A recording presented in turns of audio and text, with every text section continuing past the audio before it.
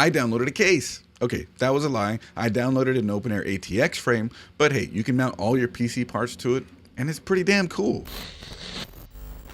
Ever since I got my 3D printer, I've always loved finding functional 3D prints, but desk space in my 9x9 room comes at a premium, and while the Praxis wet bench I've been using as a test bench has been great, it eats up a lot of space on my desk due to being so wide. Speaking of 3D printers running, that one back there is going ham right now. Well, I bought myself this Bambu Lab A1 for my birthday earlier this year, so I set out to take advantage of that to see what I could do, and I found this, a 3D print file I could download to print out my own super compact OpenAir ATX frame. The best thing about this model file page is the creator lists all the extra stuff you'll need to put this together and mount your PC stuff to it. M3 threaded inserts, M3 screws of various lengths, all that stuff. So I ordered everything up and put my printer to work.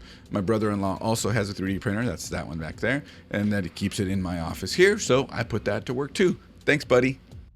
Now it would be nice if this could just be printed, assembled, and that's it, but it requires just a little more work than that. The previously mentioned M3 inserts have to be heat pressed in. You can do this with any cheap soldering iron, but make sure when you buy your M3 inserts that you choose a pack that includes the soldering iron tip. It'll help make the process a lot easier. There are holes / markings on the 3D printed parts that show you where to put the M3 inserts, so all you gotta do is heat up the soldering iron, put the M3 insert on, and press it into the plastic. It'll go in like butter. Be sure not to burn yourself though. If you drop an M3 insert, your reaction will be to pick it up. Use pliers or something else. Do not reach to pick it up with your bare hands as a reaction. Ask me how I know. Yeah, can't do it like that. All right, stop it. Then once your inserts are in, just put it together and voila. How easy is that?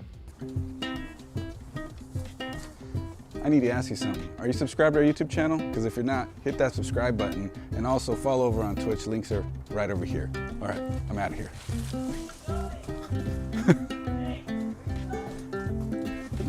I don't like it over there. As I said in the beginning, my old Praxis wet bench is wide, but this gives me back so much more desk space. It looks great, is highly functional, is compact, but can take full-size ATX boards, and it isn't difficult to put together. The only hiccup might be getting front I/O, power, and USB going with it, but there are solutions for that too. When all is said and done, a project like this is one of the best things you can do if you wanted something small and useful to test your PC parts with, or if you just wanted to mount extra PC parts to it in case you wanted to run another PC for any reason.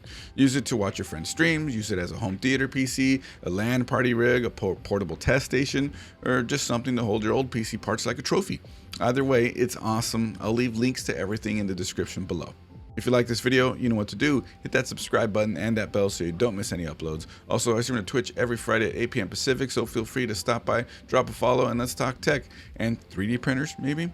Anyways, that does it for me, so I'll catch you guys in the next one. Peace out for now. Bye.